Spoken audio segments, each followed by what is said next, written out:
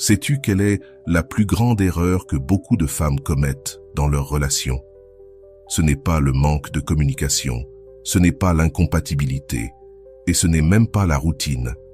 L'erreur la plus fréquente, c'est de croire que les hommes fonctionnent émotionnellement de la même manière que les femmes. Et laisse-moi te dire quelque chose que j'ai observé dans ma pratique professionnelle pendant des années. Tant que les femmes continueront d'attendre que les hommes vivent l'amour, l'intimité et la connexion de la même façon qu'elles, elles continueront à se sentir incomprises, frustrées et souvent profondément seules au sein de leur relation. J'ai consacré ma carrière à comprendre comment fonctionne le cerveau humain dans le domaine affectif. Et il existe 3 vérités psychologiques sur les hommes que la majorité des femmes ignorent complètement. 3 secrets qui, lorsque tu les comprends et les appliques, transforment radicalement la qualité de ta relation. Je ne parle pas ici de manipulation ni de jeux mentaux.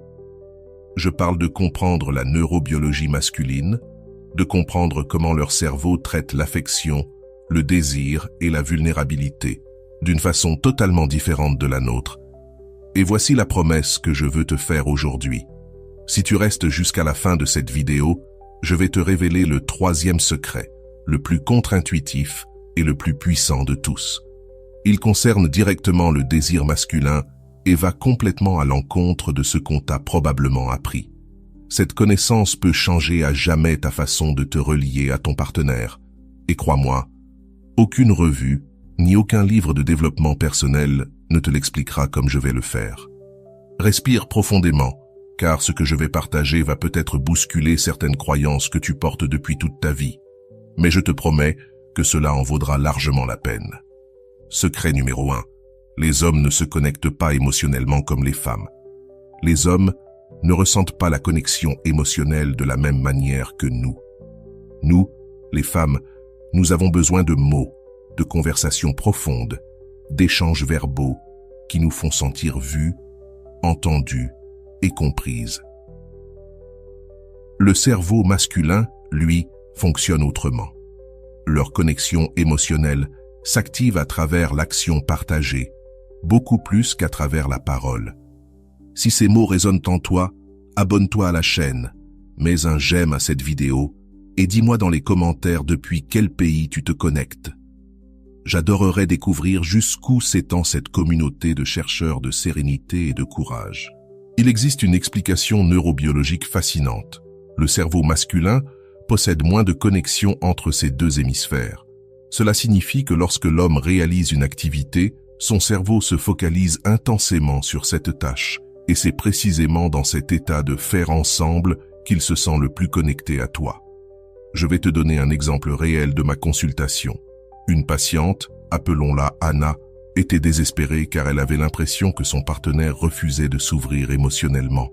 Elle avait essayé toutes les conversations possibles, toutes les questions, toutes les invitations à partager. Plus elle insistait, plus il se fermait. Elle avait l'impression qu'un mur émotionnel grandissait entre eux. Je lui ai alors donné une tâche simple. Arrête d'essayer de le faire parler. Commence à faire des choses avec lui. Cuisiner ensemble, marcher dans la nature, réparer quelque chose, faites du sport, jouer aux jeux vidéo si c'est ce qu'il aime. Mais faites quelque chose ensemble, sans pression émotionnelle. 3 semaines plus tard, Anna est revenue en larmes, mais cette fois, des larmes de soulagement. Elle m'a raconté que, lors d'une randonnée en montagne, alors que le soleil se couchait, son partenaire avait commencé à se confier sans qu'elle ne force rien. Parce que dans cet état d'activité partagée, son cerveau masculin avait baissé ses défenses. Il lui a parlé de ses peurs, de son travail, de ce qu'elle représentait pour lui. C'était l'une de leurs conversations les plus intimes depuis des années. Cela ne signifie pas que les hommes n'ont pas besoin de parler ou qu'ils sont émotionnellement superficiels. Cela signifie que leur cerveau accède aux émotions par une autre route. Nous parlons pour ressentir. Eux agissent pour ressentir. Comment un homme exprime réellement l'amour. Et voici une vérité que beaucoup de femmes ne voient pas. Lorsqu'un homme agit pour toi, lorsqu'il répare quelque chose, lorsqu'il organise une sortie, lorsqu'il règle un problème dans ta vie, il n'est pas en train d'éviter la connexion émotionnelle. Il est en train de l'exprimer. C'est sa manière de dire « Je t'aime, tu comptes pour moi, je veux te protéger ». Le problème, c'est que beaucoup de femmes interprètent ces actions comme quelque chose de séparé de l'amour, alors que pour un homme, c'est l'expression la plus authentique de son amour. Quand il passe une après-midi entière à réparer ta voiture, il ne le fait pas juste parce qu'il le faut. Il le fait parce qu'il veut t'assurer sécurité et bien-être. Mais si tu n'interprètes pas cela comme une preuve d'amour, lui se sent invisible. Et cette déconnexion grandit avec le temps. Quand un homme est en mode action, sa testostérone augmente, ce qui active ses circuits internes du bien-être. Il se sent compétent, utile, valorisé. Et lorsque tu reconnais ce qu'il fait pour toi, tu nourris son besoin le plus profond, se sentir valorisé. Ce que tu peux faire dès aujourd'hui. 1. Cherche la connexion dans l'action. Cuisinez ensemble, marchez, faites un projet commun. L'important, c'est d'être en mouvement, ensemble. 2. Apprends à lire les actions comme un langage d'amour. Dis-lui, « J'ai vu ce que tu as fait, ça compte pour moi. Je me sens aimé quand tu fais ça. » Pour un homme, ces mots sont de l'or. 3. Quand tu dois parler de quelque chose d'important, fais-le en mouvement. En marchant, en conduisant, en cuisinant. Le mouvement facilite l'ouverture émotionnelle masculine. Secret numéro 2, la psychologie du plaisir masculin. On entend partout que les hommes séparent le sexe de l'amour, que pour eux, le physique est mécanique, sans émotion. C'est complètement faux. Le plaisir masculin est profondément lié à 2 besoins psychologiques essentiels. Se sentir compétent, se sentir désiré. Quand un homme se sent capable de te donner du plaisir, de te connecter à lui physiquement, de te faire sentir bien, son cerveau libère de la dopamine, la récompense, et de l'ocytocine, le lien émotionnel. Cette combinaison est l'une des expériences les plus gratifiantes pour le cerveau humain. Mais beaucoup de femmes détruisent inconsciemment ce mécanisme, par exemple en feignant le plaisir. Cela semble paradoxal, mais lorsqu'une femme simule, elle prive son partenaire des informations dont il a besoin pour réellement se connecter à elle. Elle coupe la boucle de rétroaction qui lui permettrait d'apprendre, d'ajuster, de se sentir compétent. Assez souvent, les femmes ignorent à quel point ce qu'elles expriment ou n'expriment pas dans l'intimité a un impact réel sur un homme. Quand un homme reçoit un retour authentique, quand il voit que tu es vraiment présente, que tu profites du moment, que ton plaisir est réel, quelque chose d'extraordinaire se produit dans son cerveau. Les circuits de récompense s'activent d'une manière si intense qu'ils créent une association profonde entre ton bien-être et sa propre valeur personnelle. J'ai eu des patientes qui m'ont avoué avoir simulé pendant des années, croyant protéger l'ego de leur partenaire. Mais le résultat est l'opposé. Avec le temps, l'homme sent qu'il y a quelque chose qui cloche. Il ne sait peut-être pas quoi exactement, mais son cerveau détecte les incohérences. Cela crée de l'anxiété, de l'insécurité, et finit par provoquer une distance émotionnelle qui affecte tous les aspects de la relation. La vulnérabilité authentique est le plus beau cadeau que tu puisses offrir à un homme dans l'intimité. Quand tu te permets d'être vulnérable, quand tu communiques sincèrement ce que tu ressens, ce que tu aimes, ce dont tu as besoin, tu ne blesses pas son ego. Tu l'invites à un niveau de connexion plus profond. Tu lui donnes l'opportunité de réellement te connaître, d'apprendre ton langage unique du plaisir, de devenir quelqu'un qui connecte avec toi profondément et intimement. Maintenant, parlons de la deuxième partie de ce secret, se sentir désiré. Les hommes ont un besoin profond de se sentir désirés, pas seulement acceptés ou tolérés. Et ce besoin va bien au-delà du physique. Quand un homme sent que sa partenaire le désire, qu'elle le cherche, qu'elle l'a choisi activement, le système de récompense le plus puissant de son cerveau s'active. La testostérone, la principale hormone du cerveau masculin, est intimement liée au besoin de se sentir valorisé et désiré. Quand ce besoin n'est pas nourri, les niveaux de testostérone peuvent chuter. Cela affecte non seulement le désir sexuel, mais aussi l'énergie vitale, la motivation et même l'humeur. C'est un cercle vicieux qui peut devenir dangereux si on ne le comprend pas. J'ai vu des couples où la femme se plaint que son partenaire est devenu apathique, sans initiative, moins présent. Et en creusant, on découvre qu'il ne se sent ni désiré, ni choisi, ni même remarqué. Il a l'impression que sa présence est neutre, qu'elle change peu de choses. Et pour un homme, cela est émotionnellement dévastateur. Que peux-tu faire avec tout cela? D'abord, apprends à communiquer ton plaisir de manière authentique. Cela ne veut pas dire parler sans arrêt, mais te permettre d'être présente, d'exprimer sincèrement quand quelque chose te plaît. Le corps parle un langage que l'inconscient de ton partenaire perçoit immédiatement. Ensuite, parle d'intimité en dehors de la chambre. L'une des choses les plus puissantes que tu puisses faire est d'avoir des conversations, dans un moment calme, sur ce que tu aimes, sur ce que tu aimerais explorer, sur tes désirs ou tes fantasmes. Cela enlève toute pression et permet d'explorer depuis un espace de confiance. Puis, élément crucial, communique ton désir activement. Ne laisse pas toujours l'initiative venir de lui. Va vers lui. Touche-le avec affection pendant la journée. Fais-lui comprendre qu'il t'attire, que tu penses à lui, que tu le veux. Cela n'a pas besoin d'être explicite.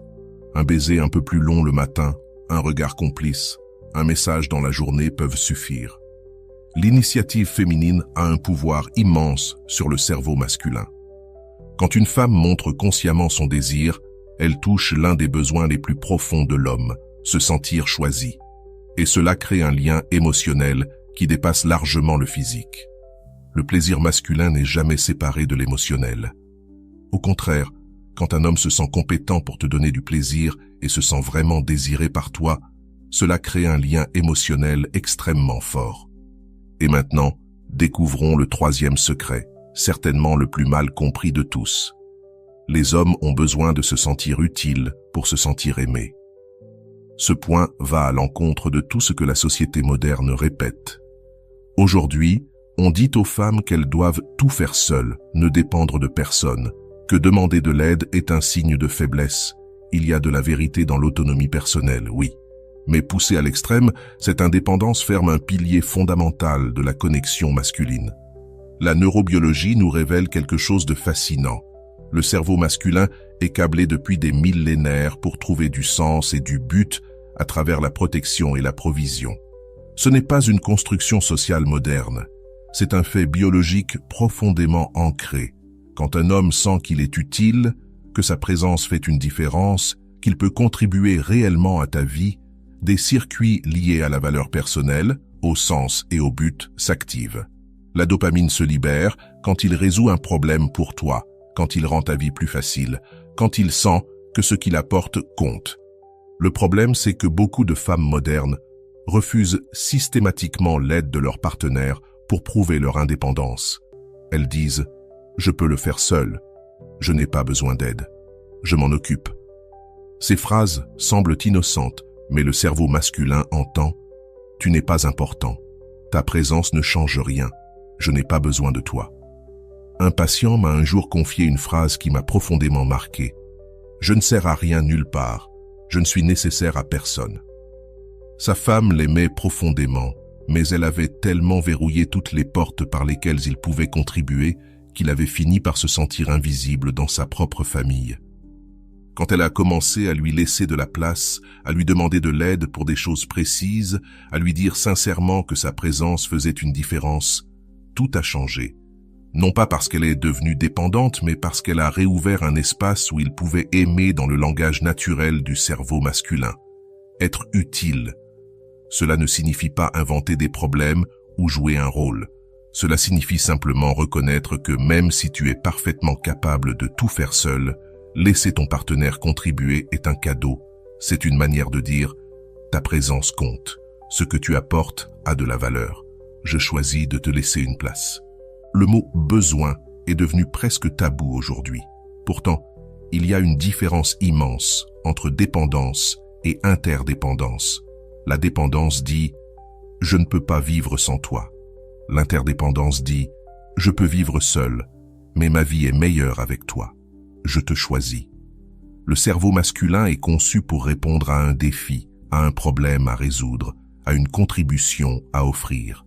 Et quand un homme peut apporter quelque chose à la relation, son amour s'amplifie. Quand un homme fait quelque chose, surtout pour quelqu'un qu'il aime, son cerveau entre dans un état de fluidité et de concentration. Il se libère de la noradrénaline, de la dopamine, et son attention se fixe entièrement sur la tâche.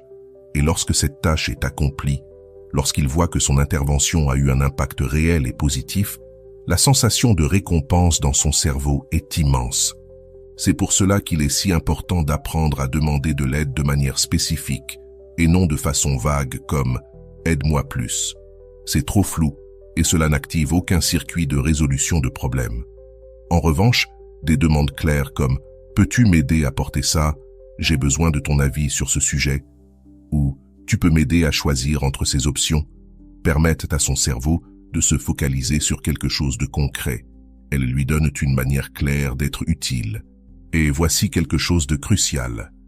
Quand il t'aide, reconnais-le sincèrement. Remercie-le.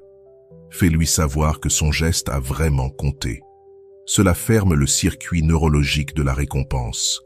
Son cerveau apprend que lorsqu'il aide sa partenaire, il reçoit de la gratitude, du respect et une forme d'amour. Cela renforce naturellement ce comportement et surtout, cela approfondit la connexion émotionnelle. J'ai vu de véritables transformations chez des couples qui appliquent à ce principe. Des femmes qui se plaignaient que leur partenaire ne participait jamais, qu'il semblait distant ou apathique.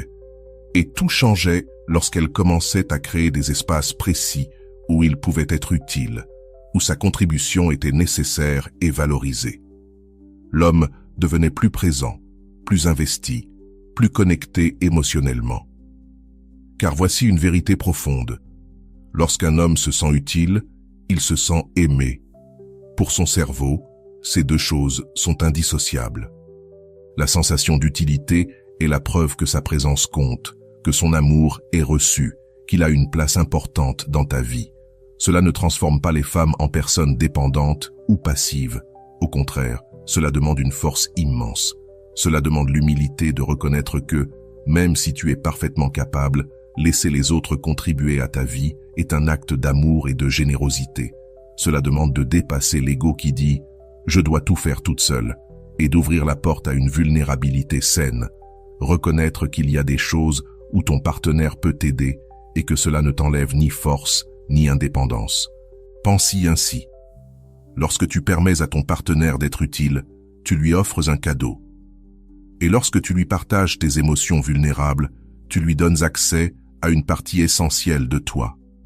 Cette nécessité mutuelle, cette interconnexion choisie et consciente, est ce qui crée des relations profondes et durables. Dans ma pratique, j'ai constaté que les couples les plus heureux sont ceux où les deux se sentent nécessaires, où chacun a un rôle clair, un espace, une utilité dans la vie de l'autre. Ce n'est pas un hasard. C'est de la neurobiologie. C'est de la psychologie.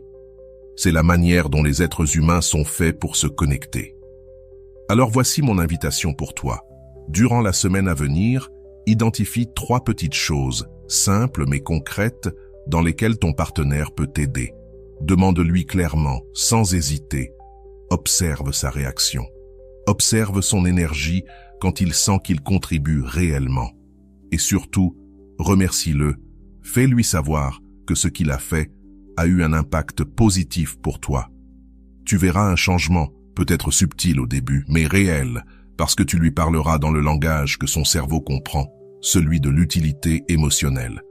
Maintenant, parlons d'un sujet qui crée une immense souffrance chez les femmes, mais qui repose en réalité sur un malentendu neurobiologique. Le silence masculin. Combien de fois as-tu vécu cette situation? Un problème éclate, un conflit apparaît, et au moment où il faut parler, il se tait, il se retire, il se ferme, il entre dans sa caverne, et tu interprètes ce silence comme un rejet, un manque d'amour, une absence d'intérêt. Tu te dis, s'il m'aimait vraiment, il voudrait parler maintenant, s'il tenait à moi, il voudrait régler ça immédiatement. Mais laisse-moi t'expliquer ce qui se passe réellement dans son cerveau, parce que cela change absolument tout. Lorsque le cerveau masculin est confronté à un problème émotionnel complexe, il a besoin d'un temps de traitement interne. Ce n'est pas une stratégie consciente, ni une fuite. C'est de la neurobiologie. La zone du cerveau qui gère les émotions et la résolution de problèmes fonctionne différemment chez les hommes. Quand une femme vit une émotion, elle a besoin d'en parler pour la comprendre. La verbalisation fait partie du processus. En parlant, elle clarifie ce qu'elle ressent. Le cerveau féminin se connecte ainsi. Le cerveau masculin fonctionne à l'opposé. L'homme doit d'abord comprendre ce qu'il ressent, analyser, trier intérieurement, et seulement ensuite, il peut parler clairement. Si tu le pousses à parler avant qu'il n'ait fini ce processus interne, tu obtiens des réponses confuses, défensives ou un simple « je ne sais pas » et cela te frustre encore plus. J'ai entendu tellement de femmes me dire « quand on a un conflit, j'ai besoin de parler tout de suite ». Et lui, il se ferme, demande de l'espace. Elle interprète cela comme du désintérêt. Mais lorsque je demande à l'homme ce qui se passe réellement, la réponse est toujours la même. Je suis en train de traiter. J'essaie de comprendre ce que je ressens. J'ai besoin de clarté avant de pouvoir en parler. Voici la clé neurobiologique. Lors d'un conflit, les niveaux de cortisol de l'homme, l'hormone du stress, montent en flèche et un taux de cortisol élevé bloque sa capacité à accéder à ses émotions et à les verbaliser. Son système nerveux passe en mode combat ou fuite. Dans cet état, il est physiologiquement incapable d'avoir une discussion émotionnelle profonde. Si tu le poursuis avec des questions, si tu exiges qu'il parle maintenant, tu augmentes encore son cortisol. Et plus son cortisol monte, plus il se ferme. C'est un cercle vicieux que vivent énormément de couples. Je me souviens d'une femme qui souffrait terriblement parce que, à chaque conflit, son partenaire partait marcher 1 heure. Pendant cette heure, elle imaginait le pire, croyant qu'il l'abandonnait. Mais en réalité, pendant cette marche, son corps évacuait le cortisol. Le mouvement physique régulait son système nerveux. Et ce n'est qu'une fois régulé qu'il était capable de revenir pour avoir une vraie conversation. Alors que faire avec cette information? D'abord, apprends à distinguer le silence de traitement du silence d'évitement. Le silence de traitement est temporaire. Il peut dire « j'ai besoin de temps pour réfléchir » ou tu le verras simplement plongé dans ses pensées. Le silence d'évitement, lui, concerne quelqu'un qui fuit systématiquement les discussions importantes. Si c'est du silence de traitement, respecte-le, mais fixe ensemble un moment où vous reprendrez la discussion. D'accord, prends ton temps. On en reparle ce soir après le dîner. Ou on reprend la conversation demain matin. Cela te sécurise et cela lui donne l'espace dont il a besoin. Ensuite, lorsque vous parlerez enfin après ce temps de traitement, tu verras une différence énorme. Il sera plus calme, plus clair, plus connecté et présent. Lorsque tu comprends ce mécanisme, tout devient plus clair. Il sera plus lucide, plus présent, plus capable d'exprimer ce qu'il ressent, parce que son cerveau aura eu le temps de faire ce qu'il devait faire, se connecter à ses émotions, les analyser et retrouver de la clarté. Et surtout, tu dois reconnaître que ce processus n'a rien à voir avec la quantité d'amour qu'il a pour toi. Bien souvent, le silence n'est pas un signe de désintérêt. Au contraire, il se tait précisément parce que tu comptes tellement pour lui qu'il veut te donner une réponse réfléchie, cohérente, une réponse qui résout réellement le problème au lieu de réagir depuis l'émotion du moment. L'une des choses les plus libératrices pour ta paix intérieure, c'est d'arrêter d'interpréter le silence masculin comme un rejet. Le rejet, c'est autre chose. Le rejet, c'est quand quelqu'un ne se présente jamais, ne s'implique pas, ne montre aucun intérêt. Le silence de traitement, lui, est simplement le cerveau masculin en train de faire ce qu'il doit faire pour se reconnecter de manière authentique. Les hommes tombent amoureux par l'admiration. Ce point est fondamental. Et pourtant, c'est l'un des plus incompris dans les relations modernes. Je vais te dire quelque chose qui peut sembler controversé au premier abord, mais qui est profondément soutenu par la neuroscience et par l'expérience clinique. Les hommes s'attachent et s'ouvrent émotionnellement à travers l'admiration. Et avant que tu imagines qu'il faut les flatter constamment ou prétendre qu'ils sont parfaits, laisse-moi clarifier ce que cela signifie réellement, car il existe des nuances très importantes. Le cerveau masculin est profondément lié à un besoin psychologique essentiel, se sentir respecté et admiré par la personne qu'il aime. Ce n'est pas de l'ego superficiel, mais un élément central de la construction de son identité et de sa valeur personnelle. Là où beaucoup de femmes construisent leur identité à travers les relations et la connexion émotionnelle, les hommes bâtissent une grande partie de la leur sur la compétence, l'effort, l'accomplissement et le respect qu'ils reçoivent. Et aucune opinion n'a plus d'impact sur un homme que celle de sa partenaire. Quand un homme sent que sa femme l'admire sincèrement, qu'elle respecte sa personnalité, ses qualités, ses efforts, son caractère, quelque chose d'extraordinaire se produit dans son cerveau. Une combinaison de testostérone, de dopamine et d'ocytocine se libère simultanément. C'est ce qui crée l'état d'attachement profond. Ce n'est pas seulement de l'attirance physique, c'est un lien émotionnel intense, unique. Le problème, c'est que beaucoup de femmes confondent admiration et soumission. Elles pensent qu'admirer leur partenaire signifie perdre leur voix, ne plus pouvoir pointer les problèmes ou devenir passive. C'est complètement faux. L'admiration authentique ne consiste pas à faire semblant qu'il est parfait. Il s'agit de reconnaître ses qualités réelles, ses forces, son caractère, ses efforts, et cela doit être exprimé, pas juste pensé en silence. Le cerveau masculin a besoin de preuves verbales d'admiration. Il a besoin d'entendre que ce qu'il fait et qui il est compte pour toi. Et voici quelque chose de crucial. Beaucoup d'hommes sont littéralement affamés d'admiration car ils n'en reçoivent nulle part ailleurs. Au travail, ce sont des exigences et des critiques.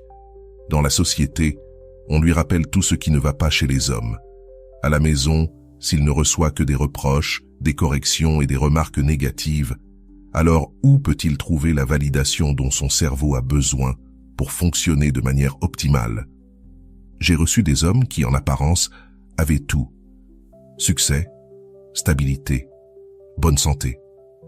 Et pourtant, ils se sentaient vides, démotivés, parfois déprimés. En approfondissant, on découvrait presque toujours la même chose. Ils ne se sentaient ni admirés ni respectés par leur partenaire. Et cette carence affectait absolument tout dans leur vie. Je me souviens d'un cas marquant. Un homme m'a dit « J'ai l'impression que pour ma femme, rien de ce que je fais n'est suffisant. Je travaille des heures pour subvenir aux besoins de la famille. Je rentre et tout ce que j'entends, c'est ce que je n'ai pas fait. Je ne sors pas la poubelle. Je ne passe pas assez de temps avec les enfants. Je ne suis pas assez présent émotionnellement. Jamais, jamais, je n'entends que quelque chose de ce que je fais est bien. Et honnêtement, je ne sais même plus pourquoi je continue. » Quand nous avons travaillé avec son épouse, nous avons découvert qu'elle appréciait réellement ses efforts. Mais elle était tombée dans un piège très répandu, ne pointer que le négatif, ce qui manque, ce qui ne va pas. Et elle avait cessé d'exprimer ce qu'elle admirait chez lui. Nous avons mis en place quelque chose de simple, mais extrêmement puissant. La pratique quotidienne de l'admiration spécifique. Pas des compliments vagues comme « tu es génial », mais des reconnaissances sincères et précises. J'admire ta manière de gérer la pression sans perdre ton calme. J'aime ta patience avec les enfants.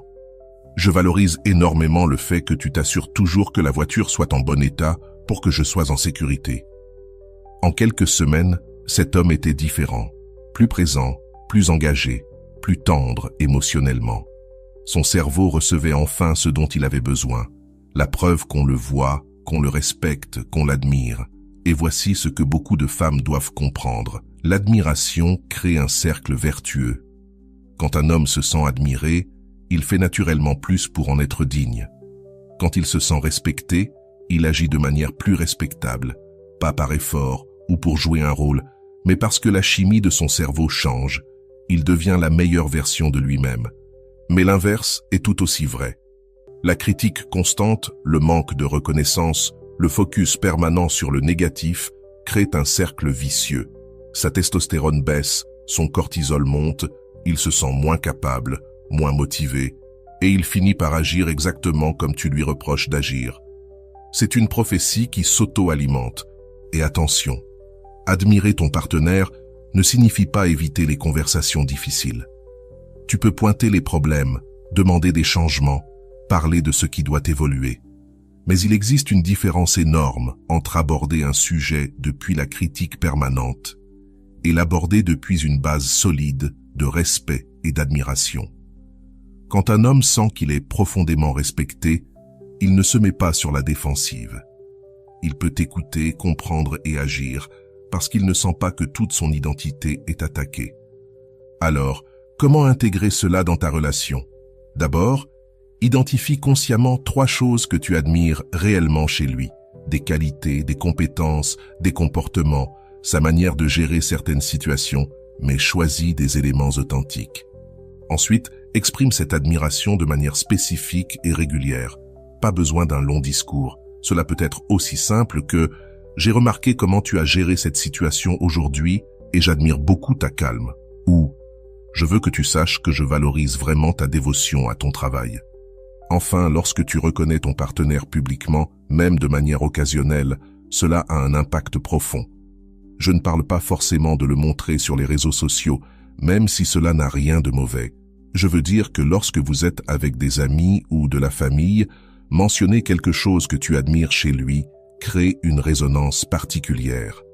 La reconnaissance publique touche directement son besoin de respect social, un aspect essentiel du cerveau masculin. Et puis, lorsque tu as besoin d'aborder un sujet qui doit changer, commence toujours par établir ce que tu apprécies réellement. Par exemple, « J'admire profondément les efforts que tu fais pour subvenir aux besoins de notre famille.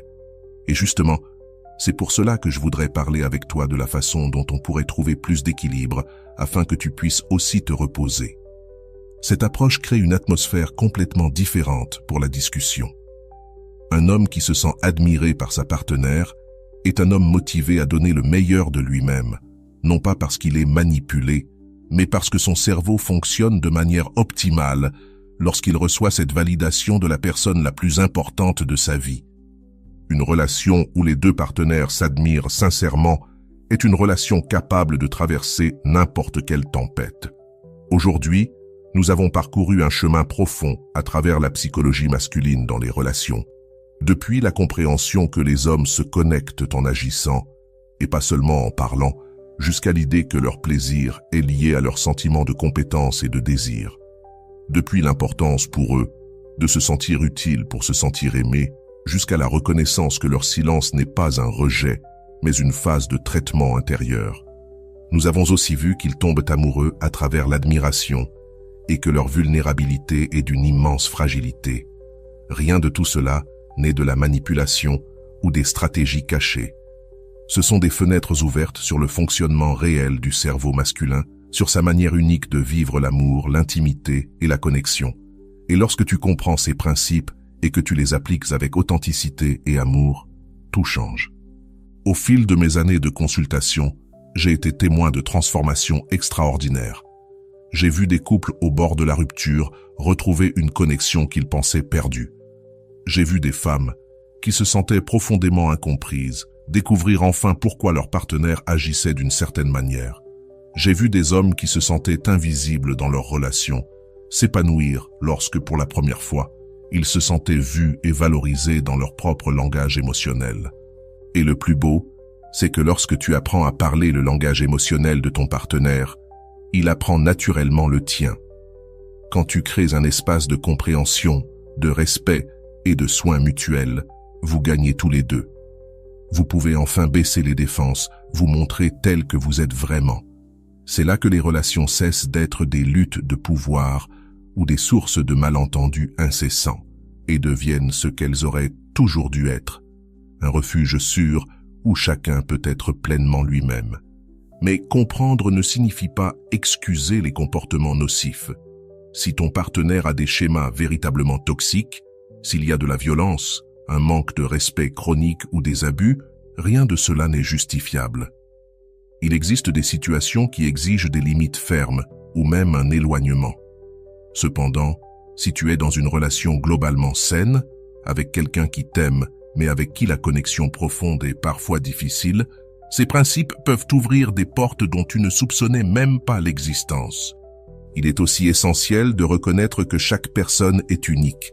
Tous les hommes ne rentrent pas parfaitement dans ces schémas.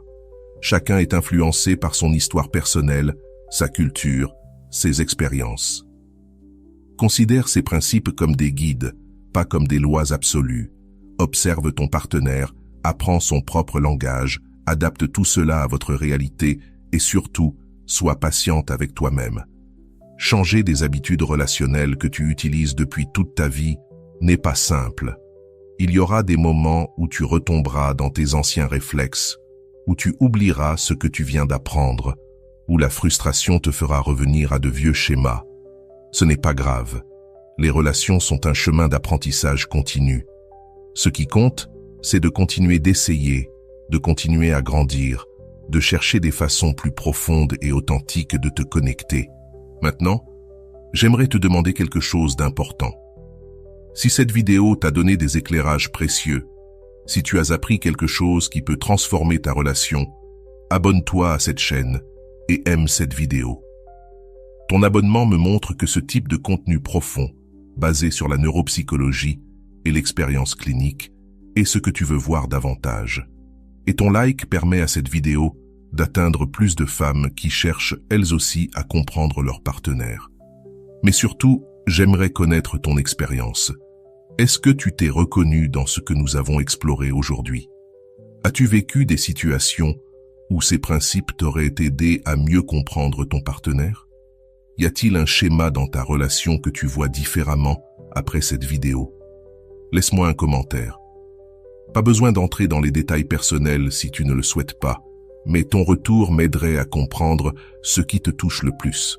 Souviens-toi, les relations sont l'un des plus beaux et des plus importants travaux de notre vie. Ce sont des espaces où nous grandissons, où nous guérissons nos blessures, où nous apprenons à aimer au-delà de nos limites. Chaque effort que tu fais pour comprendre ton partenaire et pour parler son langage émotionnel est une véritable contribution à votre bonheur commun. On se retrouve dans la prochaine vidéo où nous continuerons à explorer la fascinante psychologie des relations humaines. Et si tu veux que j'aborde un thème particulier, laisse-moi un commentaire. Cette chaîne existe pour t'aider à construire des relations plus saines, plus profondes et plus nourrissantes. Prends soin de toi, avance avec compassion envers toi-même.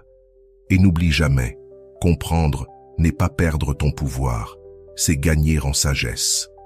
Avec cette sagesse, tu peux construire un amour qui en vaut vraiment la peine. Une connexion qui nourrit, qui soutient et qui permet à chacun de s'épanouir pleinement. À très bientôt.